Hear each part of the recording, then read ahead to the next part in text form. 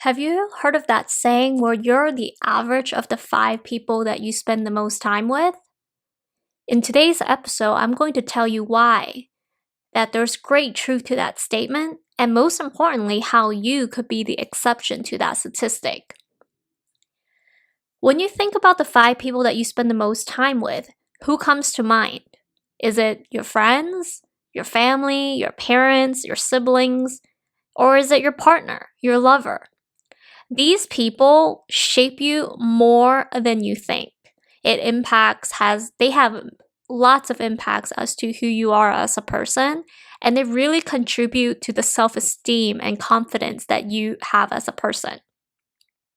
Now, I think that there's about 80% of truth to that statement where you do see a lot of similarities between, let's say, the person that you know and the five people that are closest to them, where you almost have a aha moment and you see that group and you just know and feel that, like, yes, it makes sense why that they get along and that they're so close, or that they're friends, or that they're family, because you see that there are notable personality traits that, mix them well together, or interests, or things like that just makes sense.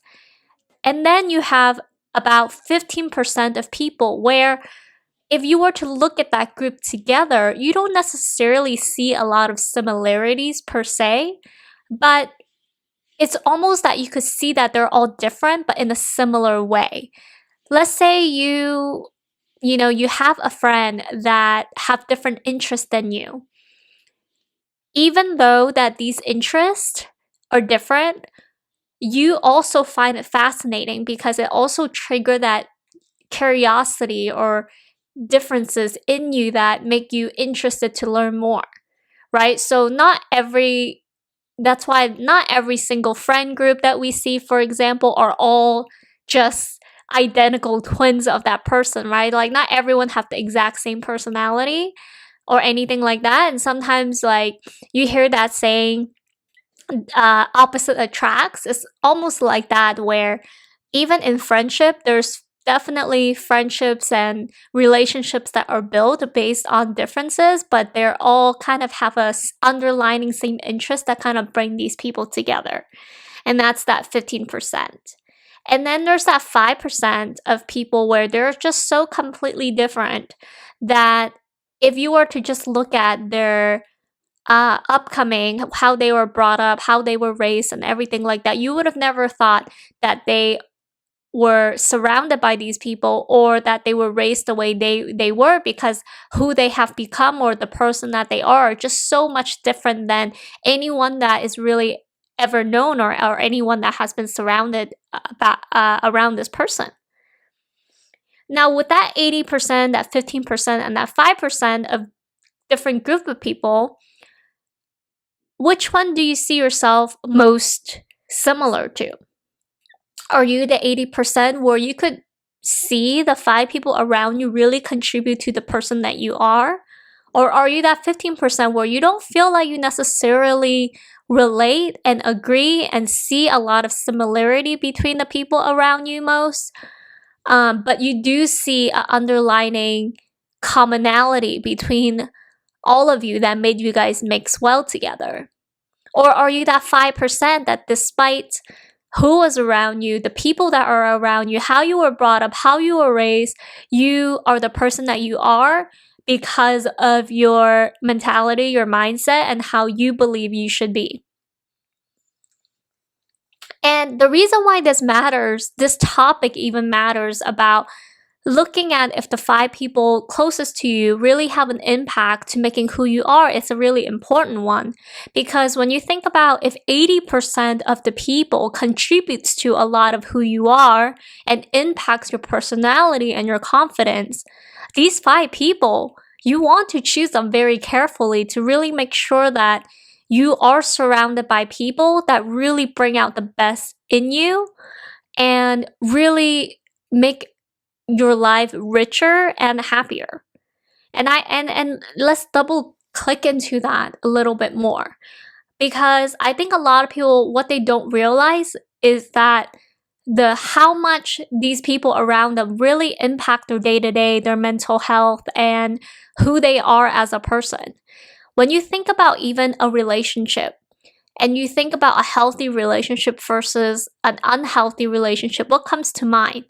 For a healthy relationship, you think about this person, they bring out the best in you, they encourage you, they support you, they nurture you, and everything, right? Like those are probably some of the very common themes of a healthy relationship. And I would agree with that. Like I've seen people that when I say they're in a healthy relationship, it's because I could see that this person's personality, it gets stronger, they shine brighter when they have something that's on their mind, or that they have an idea, or they feel a certain way. They are more prone to speak up, they want to share these feelings and these ideas, and as a result of that, they grow more, they achieve more things in their life because they have a very healthy support system around them. To it's okay to be yourself, it's okay to say these things, it's okay to do these things and achieve these things for you. And in the opposite of that, where you see people that are in a unhealthy relationship, and that doesn't necessarily even have to be like a romantic relationship, because it also could be a friendship that you're part of, where these people around you constantly discourage you to be yourself.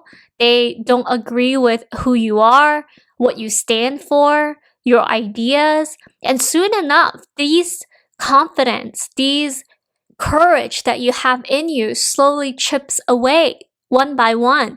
And what happens is you then slowly don't want to share your ideas as much, because they make you believe that those are not good ideas.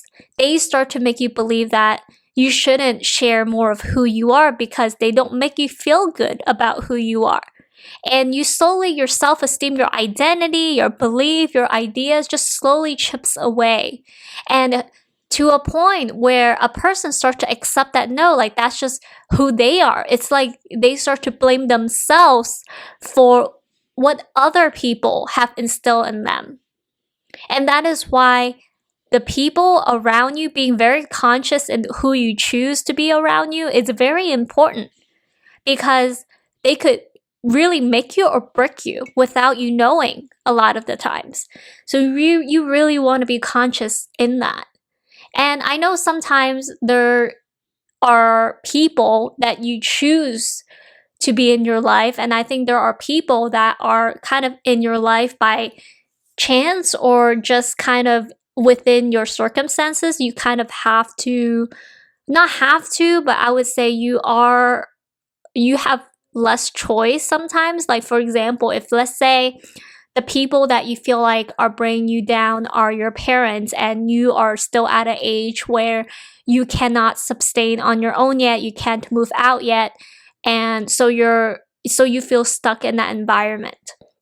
One thing that I really recommend, and that's kind of, I would say that 5% of people that still thrive, and they also use this method, is that even though in real life, let's say you are surrounded by people and things that make you feel negative and less than, and you know that that is not how naturally you should be feeling, and that you are, and everything, what you want to do is surround your thoughts with positive things and people that you inspire to be, and the people that you relate to and that you want to be more of.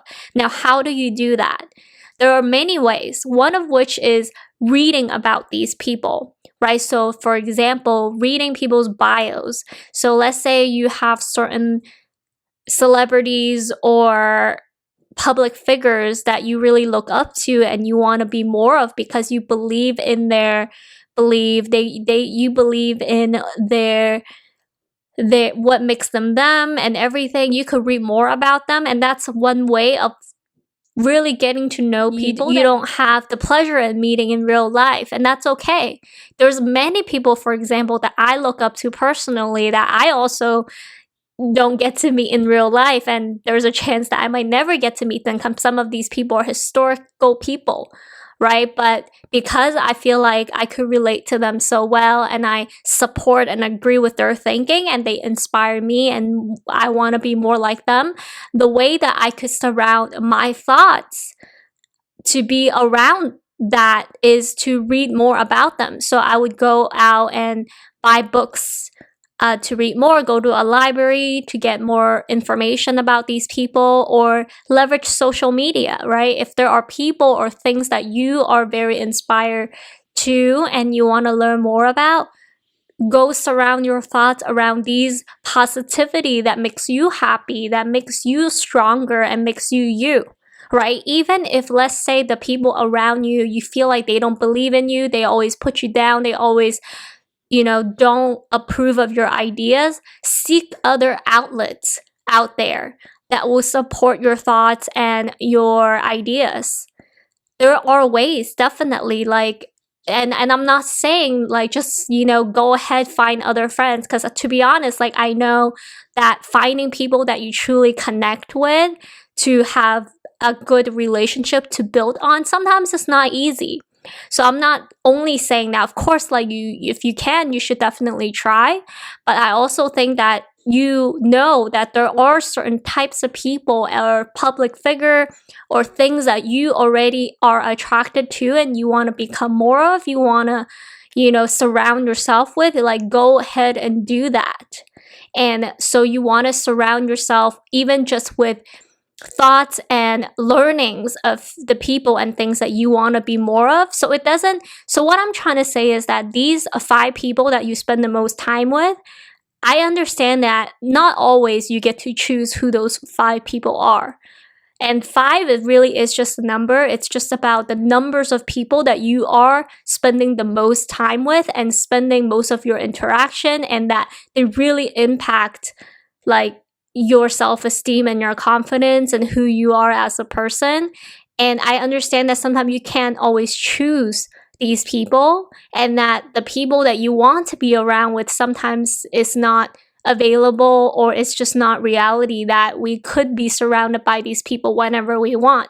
So the advice is, go ahead and still surround yourself with these thoughts and thinking and people, even if it means not physically, to get to know them more through the books that they produce, the art that they produce, the material that they produce, right? It doesn't even have to be like, let's say you are very much proud of Elon Musk and you want to be more like him, or people like him, the way they think, the way they work, you can read more articles about Elon Musk, find books about him, follow his Twitter. It's just like all of these things that you feel like you almost know more about this person and day to day without having to necessarily have Elon Musk be your friend. Right? So there are things that you could do to still go about in surrounding your thoughts, your goals, your who you are, and relating it with people and things that will bring you joy. Even if it means that they're not that 5 people that you surround yourself with the most, there's definitely that. And that, my friend, is really how you become that 5% of the people where, despite the people around you or how you grew up, it's not necessarily what you want it to be or that brings out the best in you. That's how you could still bring the best out of yourself, is to have that drive to surround your thoughts and your goals and your confidence, not only based on these people around you, but surround your thoughts with things that inspire you. And all of this really is to say that I do understand how much impact that the people closest to you, like that 5 people that are closest to you, they really do make an impact, right? Because it could really make or break you. Because again, if you're surrounded by people who is bad for you and they bring you down all the time, it is more prone that your personality is going to be chipped away that way. But don't let that discourage you, because even if that were to be the case, firstly, acknowledge that you do have a choice to be surrounded by other people. Acknowledge that these people does have a huge impact in defining your day to day, right? Rather you have a good day today or not. If you know that these are always the people who are bringing you down, not making you feel good about yourself, you have a choice. You have a choice to be surrounded by other people who will make you happy, who will make you feel great about yourself and just love you for you. And if they really truly don't accept you, you do have a choice to let these people go. One thing that I always like to remind people is that you have one life. This is the one life that you know, and it's all about, really, like, it's about you at the end of the day. When you think about when we're all in our deathbeds, people don't think about other people really. They think about how they spend their life, if they have any regrets. So don't let people that they don't even they won't even think about you. You need to think about yourself. So there's so many choices that you make in life, the how you spend your time, all of that, it's really dependent on your choices and how you want to live it. Right? So really make sure that you take that, you own that, and you take power in that in choosing who you want to be around you and how you want to spend your time to make yourself the best version of yourself that you can be. And also acknowledging that even if there are sometimes the choice of who you want to be around might not always be available, that you could still surround your thoughts in positivity and the people that inspire you by learning more about these people in different ways, whether it's through reading, researching, finding friends of friends, or networking to learn more about these people. You could still do that. It doesn't always have to be so set and done, like the people that are just given in your life are it. Is not. You have the choice, you have the power to still make things happen, so don't feel stuck. So first, acknowledge who you surround yourself with and how important it is to choose wisely who you spend your time with. And if you really feel like some of that you can't change, then you want to change how you surround your thoughts with positivity and still find outlets in reaching out and learning more about people and things that really inspire you to make the best person that you are. All right, well, that's today's talk. Thank you so much for listening, and please do tell me more about different topics that you are interested in hearing. Talk to you next week. Bye.